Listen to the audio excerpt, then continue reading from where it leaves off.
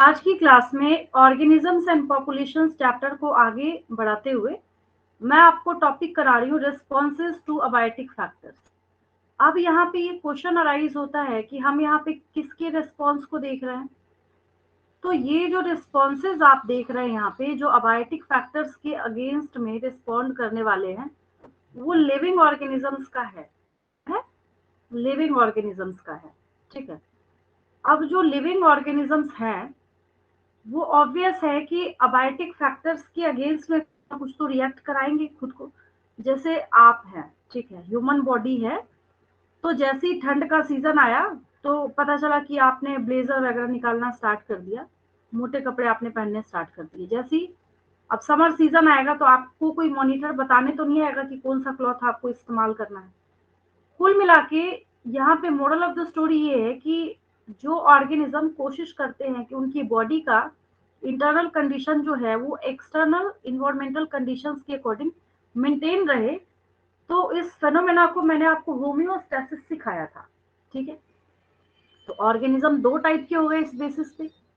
जब हम ऑर्गेनिजम्स को देखना स्टार्ट करते हैं जो अबायोटिक फैक्टर्स के अगेंस्ट में रिस्पॉन्ड करते हैं, उसके बेसिस पे ये दो टाइप के हो गए।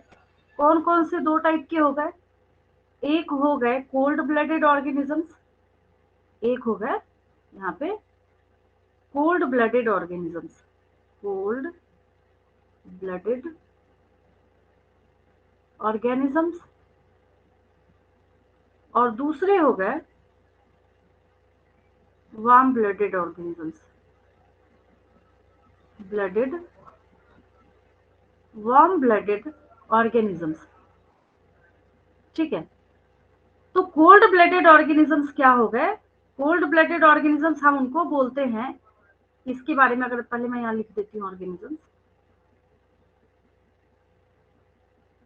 ये कोल्ड ब्लडेड जो ऑर्गेनिजम्स होंगे ये एक्सटर्नल इन्वायरमेंट में जो चेंजेस आएंगे उसके अकॉर्डिंग अपनी बॉडी के इंटरनल कंडीशंस को सीधी स्टेट में नहीं रख सकते, इक्विलिब्रियम मेंटेन करके नहीं रख सकते जैसे फ्रॉग्स वगैरह हैं। ठीक है, तो ये बॉडी के इंटरनल कंडीशंस को मेंटेन करके नहीं रख सकते इन्वायरमेंट में चेंज के अकॉर्डिंग। तो कोल्ड ब्लडेड ऑर्गेनिजम्स क्या हो गए? दे can't maintain they can't maintain they can't maintain their internal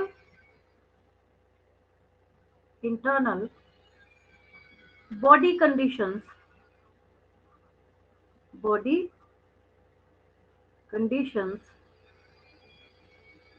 according to change in according to change in environment में चेंज हो भी रहा है तो इससे इनको कोई मतलब नहीं है। उसके साथ साथ ये खुद को भी चेंज करते चले जाएंगे। चेंज करने का क्या मतलब है? अगर बहुत ज्यादा कोल्ड टेम्परेचर मिलेगा तब भी इनकी डेथ हो जाएगी, बहुत ज्यादा गर्मी इनको टोलरेट करने को मिलेगा तब भी इनकी डेथ हो जाएगी, according to change in environment. ठीक है, अब देखिए, तो इसका उल्टा हम लोग क्या कर लेंगे यहाँ पे, जैसे फ्रॉग्स है, एम्फीबियंस है, ये सब इसके एग्जाम्पल है। और जब हम वार्म ब्लडेड ऑर्गेनिजम्स की रिगार्डिंग बात करते हैं तो इसका उल्टा कर देना है। They can maintain they can maintain they can maintain their internal body conditions according to change in environment. Internal body conditions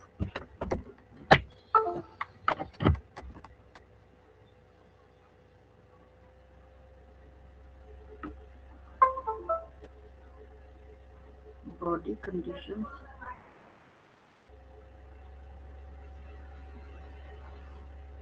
body conditions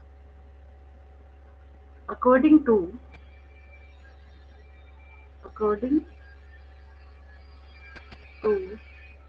change in environment, change in environment। बस हो गई, ये आप बचपन से पढ़ते आ रहे हैं। एग्जाम्पल क्या है, ह्यूमंस है, जितने भी हाई कैटेगरी के ऑर्गेनिजम्स है, हाई कैटेगरी या हाई लेवल का किसको बोलते हैं, जिनकी बॉडी का फिजियोलॉजी हो या बायोकेमिकल रिएक्शन हो, वो सब स्टेडी स्टेट में खुद को मेंटेन करा सकता है, ठीक है।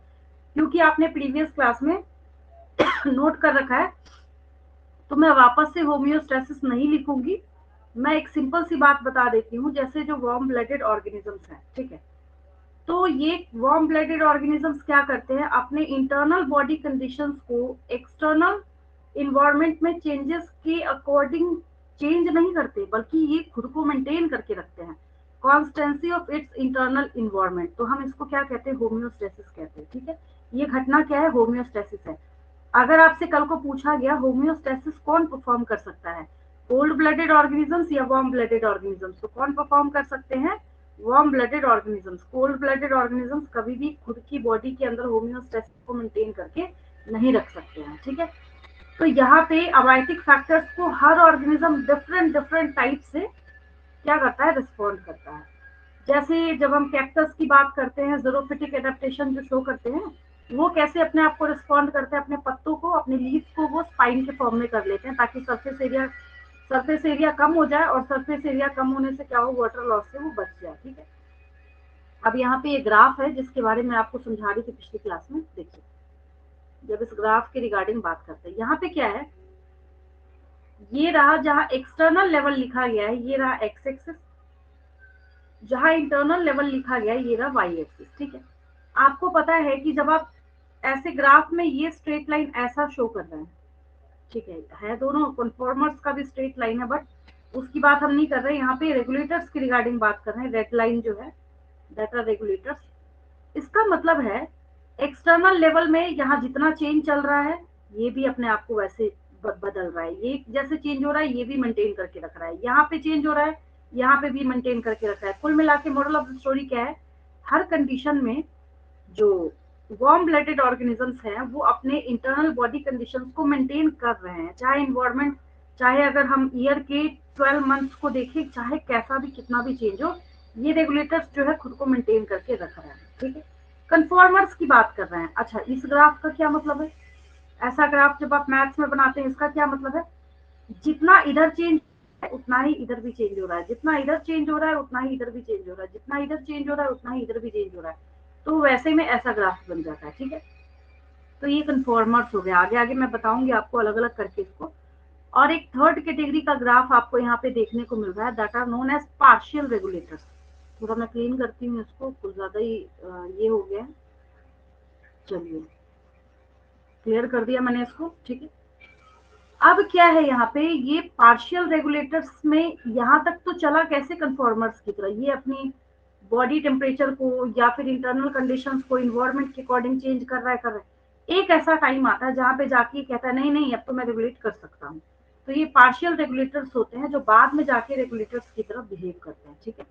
अब इसके आगे हम लोग चलते हैं नेक्स्ट एक्सप्लेनेशन को देखने के लिए, आगे मूव करते हैं। सबसे फर्स्ट हम लोग यहाँ पे किसको देख रहे हैं, रेगुलेटर्स को देख रहे हैं, मतलब हम किसको देख रहे हैं, वार्म ब्लडेड ऑर्गेनिजम्स को हम देख रहे हैं। रेगुलेटर्स को हम लोग टॉप कैटेगरी का ऑर्गेनिज्म बोलते हैं, रेगुलेटर्स देख रहे हैं हम, ठीक है। रेगुलेटर्स की क्या खासियत है यहाँ पे, ये होम्योस्टेसिस को मेंटेन कर सकते हैं। रेगुलेटर्स आर द ऑर्गेनिजम्स, मैं लिख देती हूँ, regulators regulators are the organisms regulators are the organisms which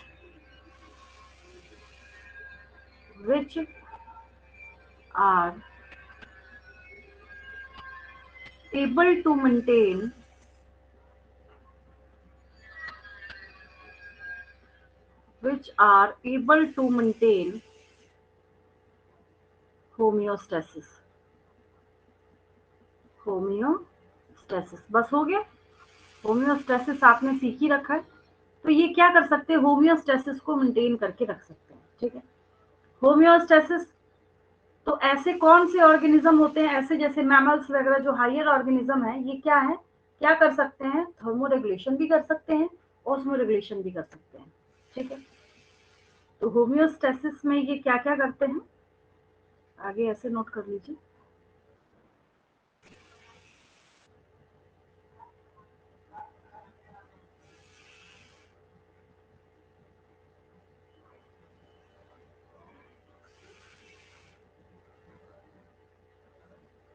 homeostasis,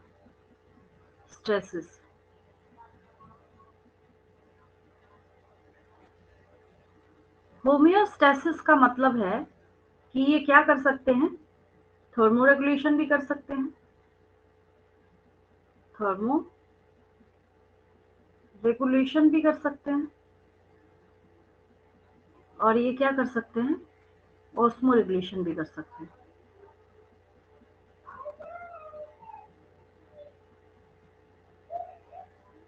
ठीक है, थर्मो रेगुलेशन का मतलब ये क्या कर सकते हैं, बॉडी के टेम्परेचर को मेंटेन कर सकते हैं। ऑस्मो रेगुलेशन का मतलब बॉडी में आयनिक बैलेंस है, इलेक्ट्रोलाइट बैलेंस है, वो सब कर सकते हैं।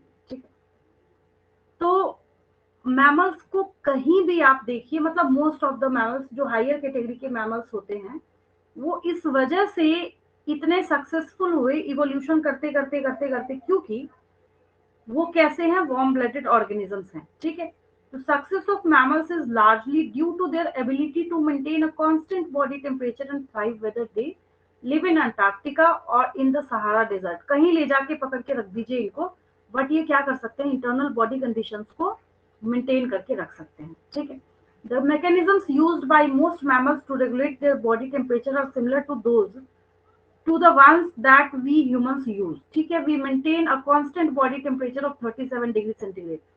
आपकी बॉडी का temperature 37 degree centigrade, 37 degree centigrade पूरे साल बना रहता है। अगर इसमें 1 डिग्री भी ऊपर नीचे हो तो आप फिर डॉक्टर के पास भागते हैं, आप कहते हैं नहीं कुछ ना कुछ हमारी बॉडी में डिफॉल्ट है ना। जैसे in summer when outside temperature is more than our body temperature we sweat profusely, जिसकी वजह से कूलिंग इफेक्ट की वजह से और फीडबैक मैकेनिज्म की वजह से क्या होता है, आपकी बॉडी उसको टोलरेट कर पाती है। ठीक है, the resulting evaporative cooling similar to what happens with a desert cooler in operation. इसी बेसिस पे इसकी वर्किंग को देखते हुए कूलर वाटर कूलर बनाया गया है, पता है आपको। Brings down the body temperature in winter when the temperature is much lower than 37 degree centigrade we start to shivering, a kind of exercise which produces heat and raises the body temperature। कपकपी होती है ना, shivering होती है ठंड में, तो उससे क्या होता है, थोड़ा हीट प्रोड्यूस होता है और जिसकी वजह से बॉडी का टेम्परेचर राइज करता है।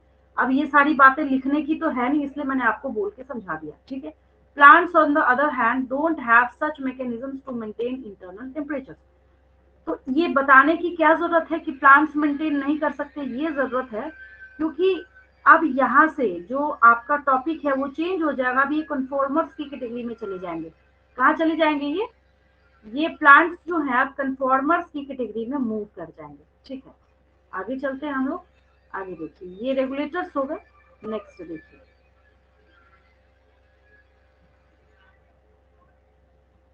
नेक्स्ट हमारे पास है कन्फॉर्मर। देखिए, कन्फॉर्मर्स जो है ये अपने इंटरनल बॉडी कंडीशंस को मेंटेन करके नहीं रख सकते। क्या बोलने का मतलब है, इंटरनल इन्वायरमेंट इनका वैसे वैसे चेंज होगा जैसे जैसे एक्सटर्नल इन्वायरमेंट के अंदर चेंज आएगा। तो ये क्या है, कन्फॉर्मर्स है। क्या है ये, कन्फॉर्मर्स है। तो कन्फॉर्मर्स जो हैं they can't maintain, they can't maintain, can't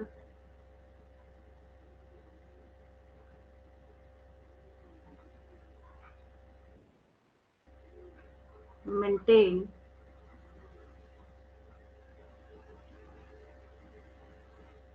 a constant, a constant, constant internal environment, constant internal environment।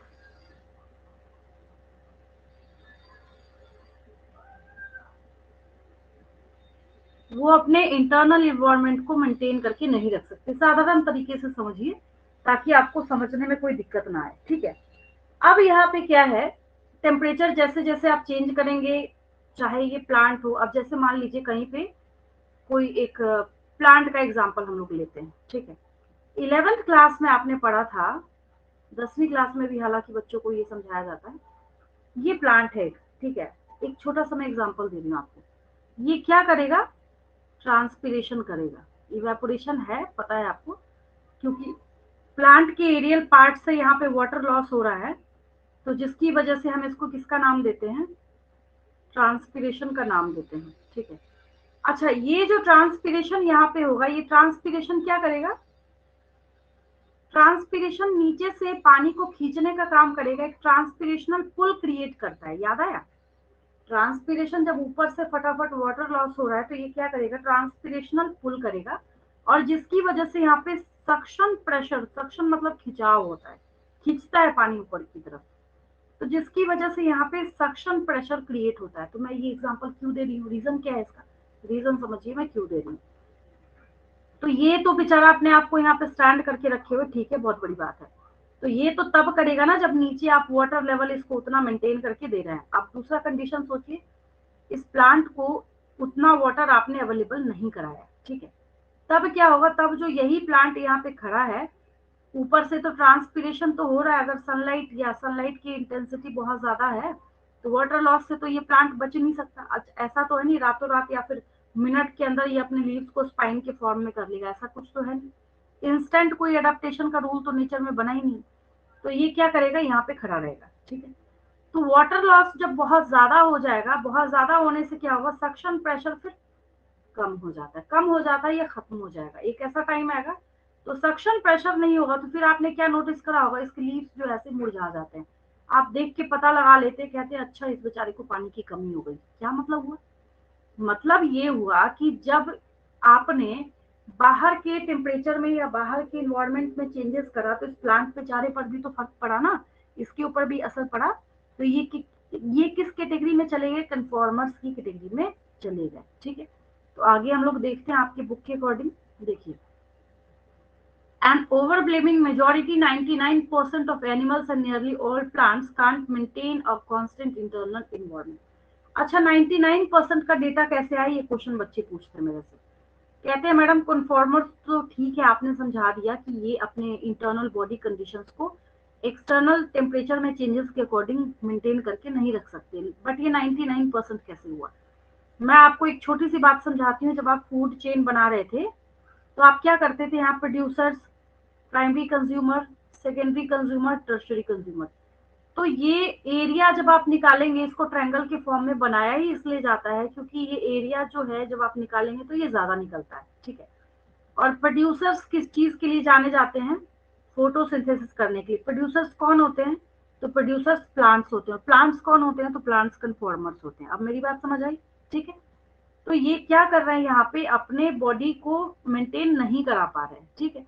Their body temperature changes with the ambient temperature. The aquatic animals, the osmotic concentration of the body fluids change with that of the ambient air, water, osmotic concentration. जैसे जैसे बाहर की तरफ change होगा, इनकी body के अंदर भी क्या होगा, चेंजेस आने स्टार्ट हो जाएंगे। These animals and plants are simply conformers. Short में बिल्कुल शॉर्टेस्ट जिसको बोला जाता है, मैंने यहाँ पे लिख दिया, they can't maintain a constant internal environment. कहानी खत्म, ठीक है। अब इसके लिए आपको जिसका एग्जाम्पल लेना है, एग्जाम्पल हम पढ़ते रहेंगे, कोई दिक्कत नहीं उसके लिए, ठीक है। Considering the benefits of a constant internal environment to the organism, we must ask why these conformers had not evolved to become regulators. भाई सोचने वाली बात है, जब सबने इवोल्यूशन किया तो इसको रोका था क्या किसी ने, नहीं। तो रोका नहीं तो ऐसा क्यों नहीं हुआ, क्योंकि सर्वाइवल ऑफ द फिटेस्ट की कहानी तो हमेशा से चल रही है, जो डार्विन साहब ने बताया था।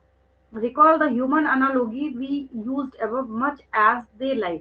How many people can really afford an air conditioner? यहाँ पे एक छोटा सा एग्जांपल दिया जा रहा है। जैसे गर्मी से बचने के लिए काफी लोग क्या करते हैं, एयर कंडीशनर का यूज करते हैं। Many simply sweat it out and resign themselves to suboptimal performance in hot summer months.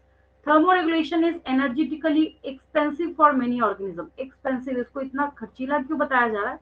अब जैसे एयर कंडीशनर जो दिन रात 24 घंटे चला रहा है, मान लीजिए 3 कमरे में चल रहा है, तो 6000 का तो ऐसे ही बिल आ जाता है बिजली का, है ना। तो क्यों कर रहे थे, क्यों चला रहे थे एसी इतने देर तक लगातार? तो वो थर्मो रेगुलेशन के लिए कर रहे थे, ताकि उनको ज्यादा मेहनत मशक्कत ना करनी पड़े, इसकी वजह से। This is particularly true for small animals like shrews and hummingbirds. Heat loss और heat gain is a function of surface area. किसी चीज का सरफेस एरिया बढ़ा दीजिए आप, पत्ते का एग्जांपल लेती हूँ, किसी चीज का सरफेस एरिया आप बढ़ाइए, तो इस बेचारे से हीट लॉस बहुत ज्यादा होगा। कॉमन सेंस है ये, ठीक है। So since small animals have a larger surface area relative to their volume, they tend to lose body heat very fast when it is cold outside. Then they have to expend much energy to generate body heat through metabolism. This is the main reason why very small animals are rarely found in polar regions. यानी अर्थ में जब आप ऊपर और नीचे दोनों polar zone पे जब आप चले जाएंगे, तो आपको क्या पता चलेगा, यहाँ पे बहुत छोटे छोटे ऑर्गेनिजम्स नहीं पाए जाते, रेयरली पाए जाते हैं। क्यों? क्योंकि हीट लॉस ज्यादा होगा उनकी बॉडी से। तो during the course of evolution the cost and benefits of maintaining a constant internal environment are taken into consideration. Some species have evolved the ability to regulate, but only over a limited range of environmental conditions, beyond which they simply conform. एक limited time तक वो कर सकते हैं, उसके बाद क्या होते हैं, वो कन्फॉर्मर्स होते हैं। If the stressful external conditions are localized or remain only for a short duration, the organism has two other alternatives for survival. अब आगे की कहानी को स्टार्ट करने के लिए यहाँ पे ऑल्टरनेटिव का आपको क्या किया जा रहा है, एक ट्रेलर दिखाया जा रहा है। क्यों ऐसा क्यों बताया जा रहा है आपको? क्योंकि जो बेचारे कन्फॉर्मर्स थे वो टोलरेट नहीं कर पा रहे, तो क्या करेंगे, भाग जाएंगे वहां से। मैं साधारण तरीके से आपको बता रही हूँ, माइग्रेट कर जाएंगे। वो क्या कर जाएंगे, माइग्रेट कर जाएंगे, ठीक है। तो जो बिल्कुल भी टोलरेट नहीं कर सकते, जैसे साइबेरियन बर्ड्स का आपने एग्जांपल सुना है, तो अगला एक तरीका क्या है, माइग्रेशन का है। अगला एक तरीका क्या है, माइग्रेशन का है। क्या करेंगे, माइग्रेट कर जाएंगे। ऑर्गेनिज्म मूव अवे करेंगे, वहां से दूर की तरफ चले जाएंगे। जो ज्यादा स्ट्रेसफुल हैबिटेट है वहां से हॉस्पिटेबल एरिया की तरफ मूव करेंगे। माइग्रेशन का क्या मतलब है, organisms organisms move from more more stressful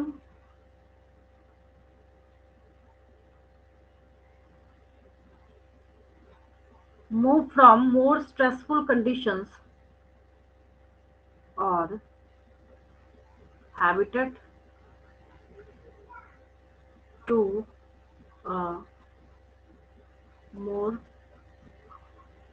hospitable hospitable area। अब माइग्रेशन है तो जिंदगी भर के लिए नहीं गए हैं ये, फिर वापस रिटर्न भी हो जाते हैं वहां से। क्या होते हैं, रिटर्न भी हो जाते हैं जब वहां पे कंडीशन नॉर्मल हो जाए, ठीक है। जैसे आपने देखा होगा ना, कई लोग यहाँ पे एग्जांपल भी दिया जा रहा है आगे जाके। आपने कई लोगों को देखा होगा कि गर्मी की छुट्टियां हुई तो ठंडे जगहों पे चले गए घूमने के लिए। कहते नहीं नहीं, कुछ टाइम तक तो हमारा टाइम अच्छा कट ही जाएगा वहां पे, है ना। तो वही सेम यहाँ पे सिनेरियो है। बट ये ऑर्गेनिजम्स के केस में क्या है, काफी दूर तक चल के जाते हैं, मतलब उड़ के जाते हैं। जो यहाँ पे साइबेरियन बर्ड्स का एग्जाम्पल देखेंगे हम लोग, फिर ये वापस आ जाते हैं यहाँ से and return when stressful when stressful period is जब स्ट्रेसफुल पीरियड खत्म होगा ये वापस आ जाएंगे, ठीक है। In human analogy this strategy is like a person moving from Delhi to Shimla for the duration of summer. गर्मी की छुट्टियों में जाते हैं। Many animals particularly birds during winter undertake long distance migrations to more hospitable areas। अब यहाँ पे example start हो रहा है, that is every winter the famous Keoladeo National Park Bharatpur में है, राजस्थान में है। ये बहुत अच्छा एग्जाम्पल है, ये पूछा भी जाता है। For example, for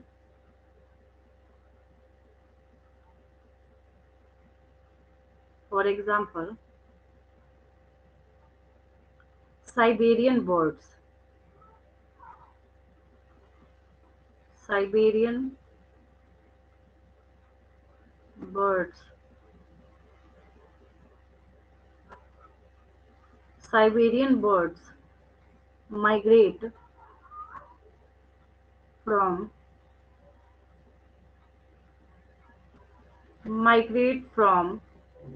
Siberia to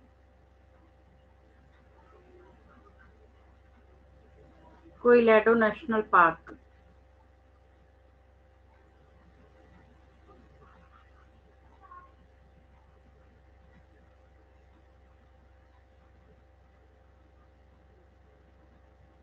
national park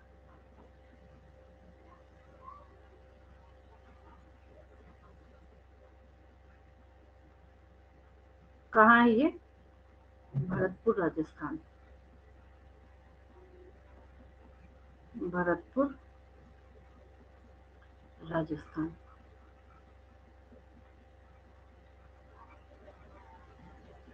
ठीक है, हो गया ये। काफी ज्यादा 1000 माइल का ये क्या करते हैं, डिस्टेंस कवर करते हैं। ठीक है। और migratory birds coming from Siberia and other extremely cold northern region, वहां से उड़ते हुए आते हैं, फिर देखते हैं कि नहीं जहां से हम आए हैं वहाँ टेम्परेचर या फिर जो कंडीशंस हैं वो हमारे रहने लायक हो गया होगा, तो फिर ये वापस वहां पे मूव कर जाते हैं। ठीक है। अब एक और मैं आपको बताऊंगी, एक तो हो गया कि माइग्रेट कर गए। अब यहाँ पे क्वेश्चन ये राइज होता है कि जब माइग्रेट कर गए तो क्या सारे माइग्रेट होके चली जाएंगे? कुछ ऐसे भी ऑर्गेनिजम्स होते हैं जिन बेचारे के पास कोई ऑप्शन नहीं होता। क्या बोलने का मतलब है? ऑप्शन नहीं होता, ये बोलने का मतलब है यहाँ पे कि वो वहीं पे बचे रह जाते हैं, तो उसको हम लोग सस्पेंड टर्म बोलते हैं। जैसे माइक्रोब्स वगैरह हो गए ना, तो उसको हम लोग, जैसे बैक्टीरिया है, फंजाई है। अब जैसे मैंने आपको बोला कि बर्ड्स उड़ के चले गए, अब ये यहाँ पे ट्री बेचारा खड़ा है, ये कहाँ जाए, ये किधर जाएगा? तो ये सब जो बचे खुचे यहाँ पे रह गए, इनको सस्पेंड बोलते हैं। इसके लिए कौन सा टर्म यूज करते हैं हम लोग? सस्पेंड टर्म का यूज करते हैं। ठीक है। तो चलिए नेक्स्ट जो है, सस्पेंड क्या हो गया, मतलब अगर आपको इन शॉर्ट याद रखना है तो रिमेनिंग ऑर्गेनिज्म से याद रखिए, जो बच गए, जिन बेचारे के पास कोई ऑप्शन है ही नहीं, वो वहां से मूव करके कहीं जा ही नहीं सकते, तो क्या हो गया, वो सस्पेंड हो गए। सस्पेंड।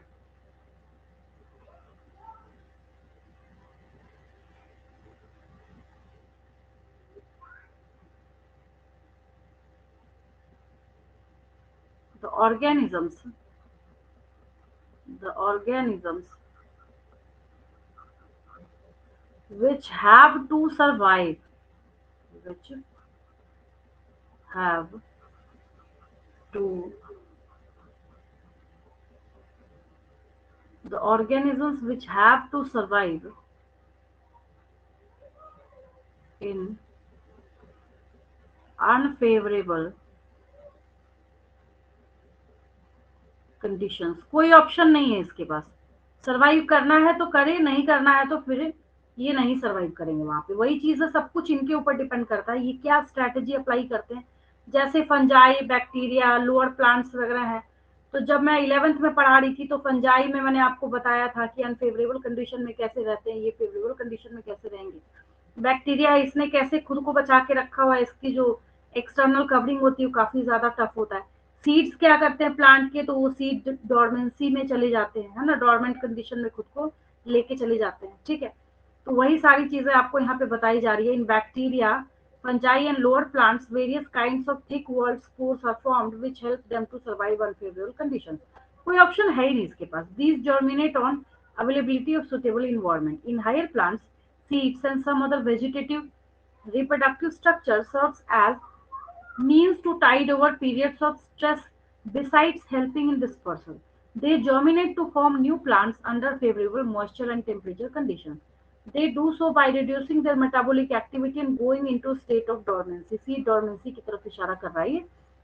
Animals क्या करेंगे? In animals, the organism, if unable to migrate, might avoid the stress by escaping in time. The familiar case of bears going into hibernation during winter is an example of escape in the time. पता ही आपको hibernation, ठीक है, winter sleeping को क्या बोलते हैं? Hibernation. Some snails and fish go to aestivation. Aestivation किसको कहते हैं? समर स्लीपिंग को बोलते हैं। To avoid summer related problems heat, desiccation मतलब होता है सूखने से बचने के लिए। Under unfavourable conditions many zooplankton species in lakes and ponds are known to enter diapause, एक इनएक्टिव स्टेट होता है, स्टेज ऑफ सस्पेंडेड डेवलपमेंट। यहाँ पे ये क्या करेंगे, अपनी सारी मेटाबॉलिक एक्टिविटीज को बिल्कुल रिड्यूस करके रखेंगे ताकि ये ज्यादा से ज्यादा टाइम तक अनफेवरेबल कंडीशन में खुद को सर्वाइव करा सके। ठीक है, तो ये सस्पेंड था आपके पास यहाँ पे, और ये एक छोटा सा है, हालांकि आपको ये पता है, मुझे लिखने की जरूरत नहीं है। तो सस्पेंड वाले केस में, सस्पेंड वाले केस में दो केसेस आपने बचपन से पढ़ रखे हैं, छोटी क्लासेस में भी आपने पढ़ा है। एक है आपका हाइबरनेशन और दूसरा है आपका एस्टिवेशन। ये किसको करते हैं, हाइबरनेशन क्यों करते हैं? तो हाइबरनेशन करते हैं, मतलब कहते हैं, इन शॉर्ट में लिख देती हूँ, विंटर स्लीपिंग। और एस्टिवेशन कहते हैं, सबसे अच्छा एग्जांपल फ्रॉग है इसका, समर स्लीपिंग। फ्रॉग्स वगैरह जो है इसका बहुत अच्छा एग्जांपल है। ठीक है, हो गया ये सस्पेंड। अब मैं नेक्स्ट टॉपिक पे मूव करूंगी। यहां तक कोई डाउट तो नहीं, क्लियर है बिल्कुल? अब हम लोग यहाँ से नेक्स्ट टॉपिक पे मूव करेंगे।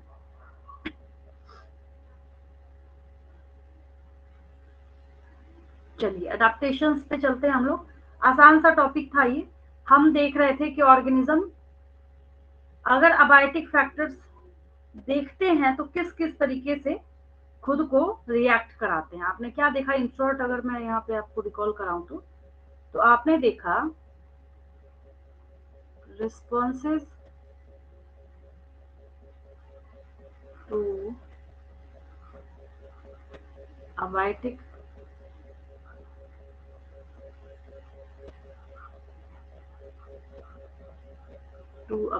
फैक्टर्स, चाहे ये क्या हो सकते हैं, रेगुलेटर्स हो सकते हैं। अगर इन्होंने अपने इंटरनल बॉडी कंडीशंस को एक्सटर्नल बॉडी कंडीशंस, मतलब एक्सटर्नल इन्वायरमेंटल चेंजेस के अकॉर्डिंग चेंज कर लिया, तो ये क्या है, रेगुलेटर्स हैं। ठीक है, अगर ये ना करा पाए तो कन्फॉर्मर्स है। तो क्या है ये, कन्फॉर्मर्स है। ठीक है, अब कन्फॉर्मर्स हैं, लेकिन ये क्या मतलब, चेंज हो रहा है, सब कुछ चेंज कर सकते हैं ये, लेकिन ये और ज्यादा से ज्यादा अपने बॉडी के अंदर क्या करना चाहते हैं, मतलब उसको बेटर कंडीशंस प्रोवाइड कराना चाहते हैं। तो क्या करेंगे, वो माइग्रेट कर जाएंगे वहां से। ठीक है, तो क्या करेंगे वहां पे, वो माइग्रेट कर जाएंगे। और एक लास्ट कैटेगरी जो आती है यहाँ पे, जिन बेचारे के पास कोई ऑप्शन ही नहीं है, सस्पेंड कहलाएंगे वो। बस इतना ही है, ये इतना ही मैंने आपको कराया है अभी तक। ठीक है, अब आगे हम लोग नेक्स्ट टॉपिक पे मूव करते हैं, दैट इज अडेप्टेशन। ठीक है, ये हो गया। चलिए अडेप्टेशन,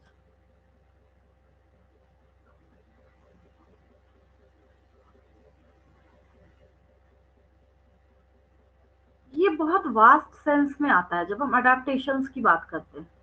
ठीक है, अगर मैं सबसे नॉर्मल सा एग्जांपल आपको दूं, तो जैसे हम एक कैक्टस प्लांट के रिगार्डिंग बात करते हैं। ठीक है, कैक्टस में आपको पता है कि इसके स्पाइन्स हैं। क्या है इसके, स्पाइन्स हैं, that are not spines actually, these are leaves. What kind of leaves, modified leaves. इन्होंने ऐसा मॉडिफिकेशन किया अपने अंदर, सरफेस एरिया को रिड्यूस करते करते करते करते करते करते क्या हो गए, इतना ज्यादा रिड्यूस कर लिया सरफेस एरिया को कि बेचारे स्पाइन जैसे दिखने ही स्टार्ट हो गए। तो इसका मतलब है कि अडेप्टेशन जो है, ऐसा नहीं है कि रातों रात होने वाला कोई प्रोसेस है। ठीक है, तो अडेप्टेशन में प्रोलॉन्ग्ड चेंज जो है वही आगे जाके कुछ ना कुछ चेंज लाएगा। ठीक है, तो अडेप्टेशन में पहले मैं लिख देती हूँ आपको, जैसे म्यूटेशन है, आपने पढ़ा सडन चेंज इन डीएनए, तो ऐसा तो कुछ है नहीं अडेप्टेशन के केस में। अडेप्टेशन क्या है, उसे टोटली डिफरेंट है यहाँ पे, तो अडेप्टेशन में लिख लीजिए, adaptation is the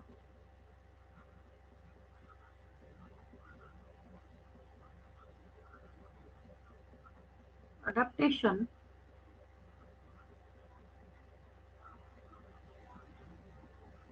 is the biological mechanism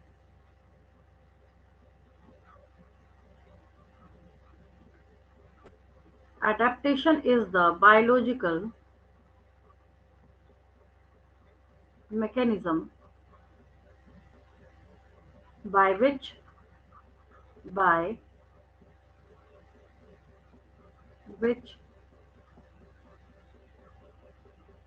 organisms adjust to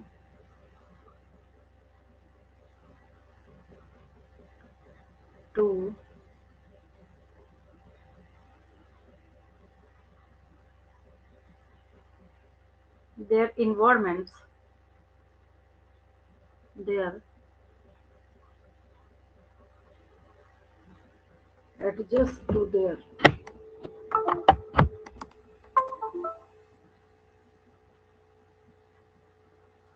थोड़ा हैंग कर रहा है ये 1 minute.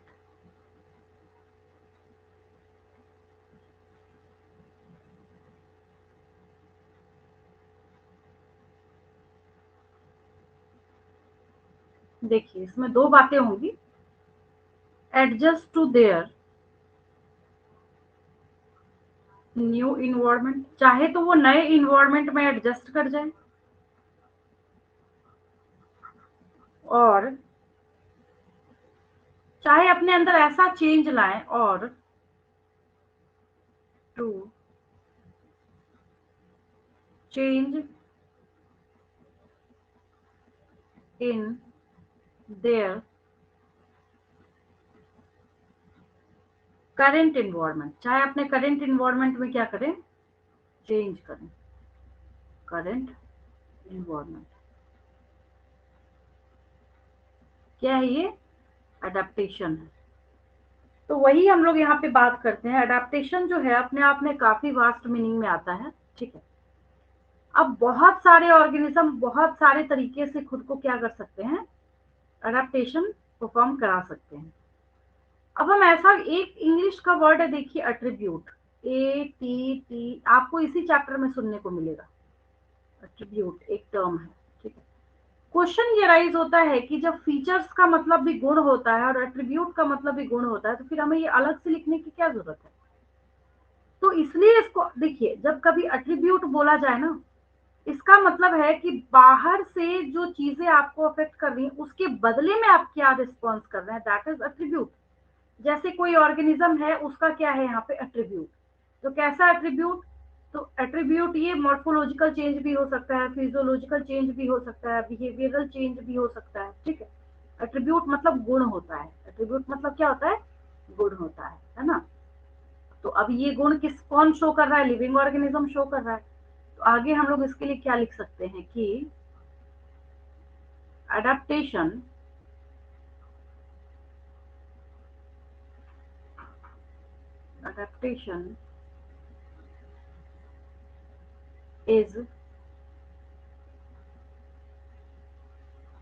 adaptation is any attribute, any attribute of the organism, of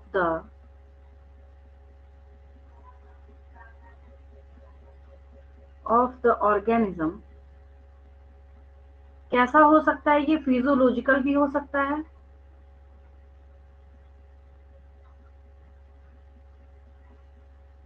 physiological भी हो सकता है, बिहेवियरल भी हो सकता है,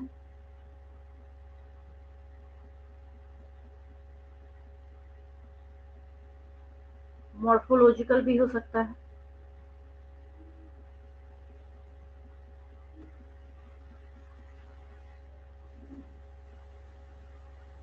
तो ये क्या हो गया, किसके अगेंस्ट में है, that enables that enables the organism that enables the organism to survive that enables the organism to survive and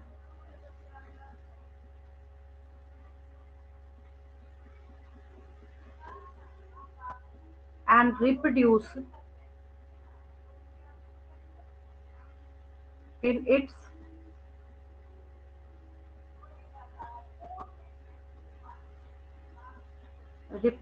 reproduce in its habitat। चलिए हो गया ये। तो अगर मैं इसको साधारण तरीके से बोलूं तो अडेप्टेशन किसी भी ऑर्गेनिज्म, ह्यूमन को ही लिखे लीजिए ना, या फिर इस कैक्टस को लेते हैं, ह्यूमन को रहने देते हैं, कैक्टस से आपको ज्यादा अच्छा समझ आएगा, ठीक है। जैसे हम इस कैक्टस को लेते हैं तो ये इसका गुण है ना अडेप्टेशन, तो इस पौधे का खुद का गुण हो गया ना, जो इसको क्या कर रहा है, इसके खुद के हैबिटेट में ज्यादा बेटर तरीके से सरवाइव कराने के लिए काम कर रहा है। तो ये अडेप्टेशन क्या हो गया, एक तरीके से गुण की तरह है। किसका हो गया, किसी ऑर्गेनिज्म का हो गया, है ना।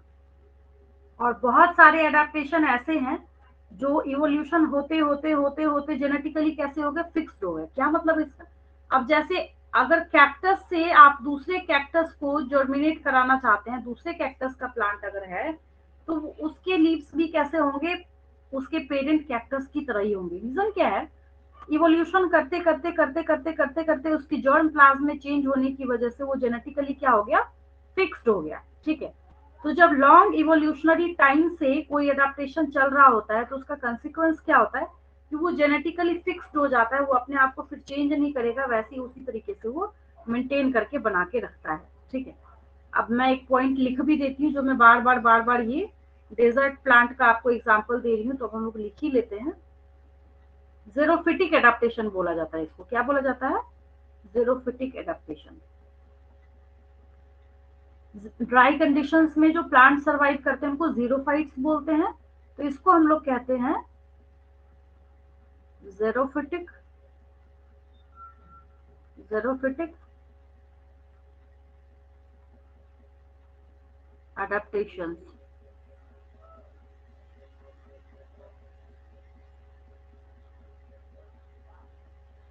इसको हम लोग क्या कहते हैं, ज़ेरोफिटिक एडाप्टेशंस बोलते हैं। जो कैसे प्लांट में होगा, जो ड्राई प्लांट्स होते हैं, मतलब ड्राई एरिया में जो सर्वाइव करते हैं, उनको हम लोग क्या कहते हैं, ज़ीरोफाइट्स। और वो अडेप्टेशन जो शो करेंगे दैट इज ज़ेरोफिटिक एडाप्टेशन, ठीक है।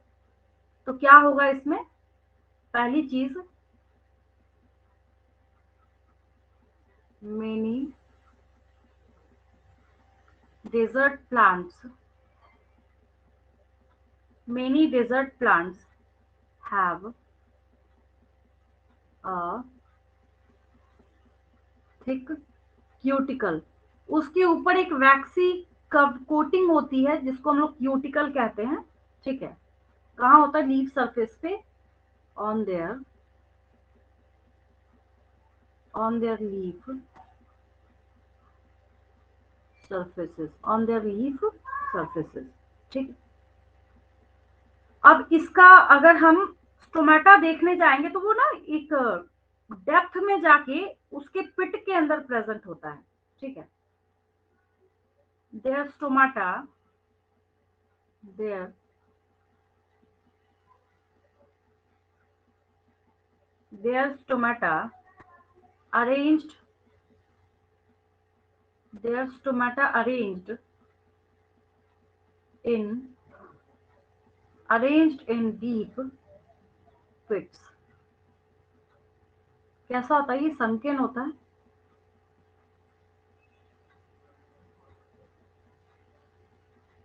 थोड़ा हैंग कर रहा है, एक मिनट।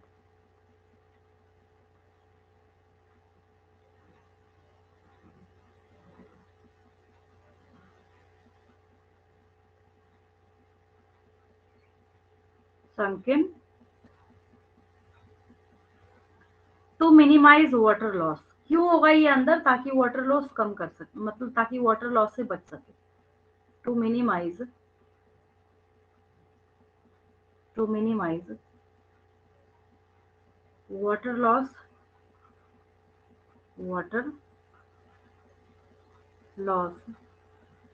through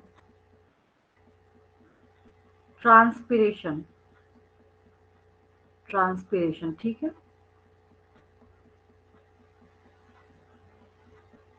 हो गया ये? चलिए आगे देखिए। अब ये करते क्या है, 11th क्लास में आपने पढ़ा था, पता नहीं आपको याद नहीं याद है। इनके अंदर क्या होता है, एक स्पेशल टाइप का फोटोसिंथेटिक पाथवे होता है जो कि इसके स्टोमाटा को डे टाइम में क्या करता है, क्लोज करके रखता है। ठीक है, जिसको हम लोग कैम पाथवे बोलते हैं। तो दे हैव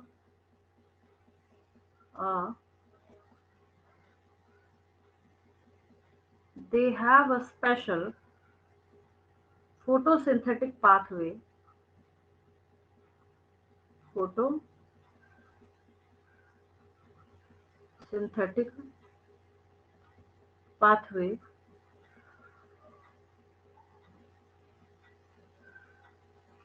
कैम 11th में पढ़ा था आपने, that enables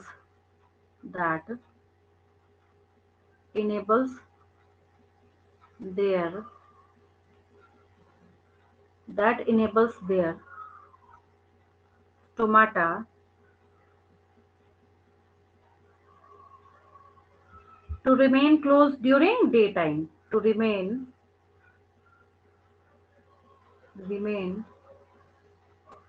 closed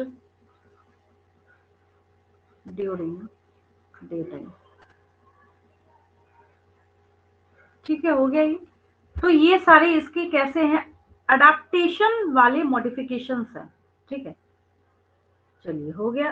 अब एक और है, लिख देते हैं नेक्स्ट पेज लेके, जो मैं आपको ओपुंशिया में कैक्टस में बोल रही थी, leaves are modified into spines.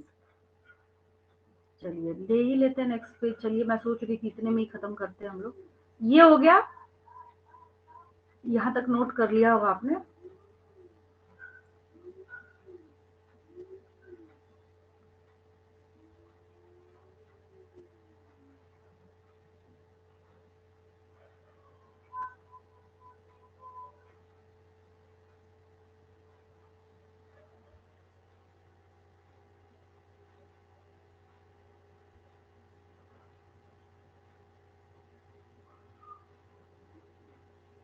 चलिए इसका स्क्रीनशॉट ले लेंगे, आगे बढ़ते हैं हम लोग, लास्ट पॉइंट लिखते हैं इसका।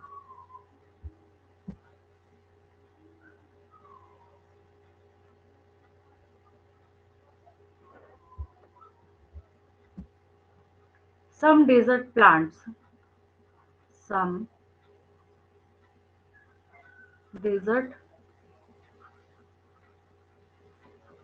desert plants like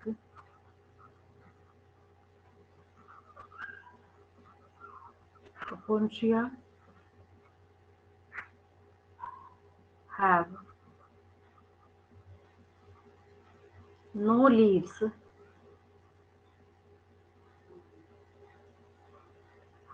ब्रैकेट में लिख लीजिए, leaves are modified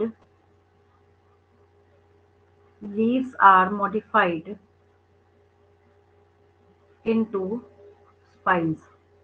किसमें मॉडिफाई कर गए, ये स्पाइन्स के फॉर्म में मॉडिफाई कर गए। ठीक है, and the photosynthetic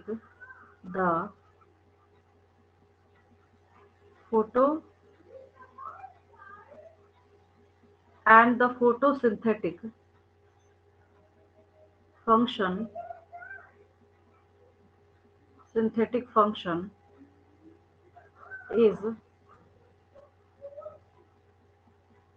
taken over by the flattened stems। इसका स्टेम ही फोटोसिंथेसिस कर रहा होगा, by the flattened लीफ बेचारा करेगा कहाँ से, खुद ही स्पाइन के फॉर्म में हो गया, flattened स्टेम्स। हो गया ये। तो ये ज़ेरोफिटिक मॉडिफिकेशन था। ठीक है, एनिमल्स के अंदर कौन कौन से मॉडिफिकेशन होते हैं इससे हम लोग नेक्स्ट क्लास में स्टार्ट करेंगे। आज के लिए इतना ही। कोई डाउट तो नहीं आज की क्लास में? क्लियर है? चलिए लीव करती हूँ मैं।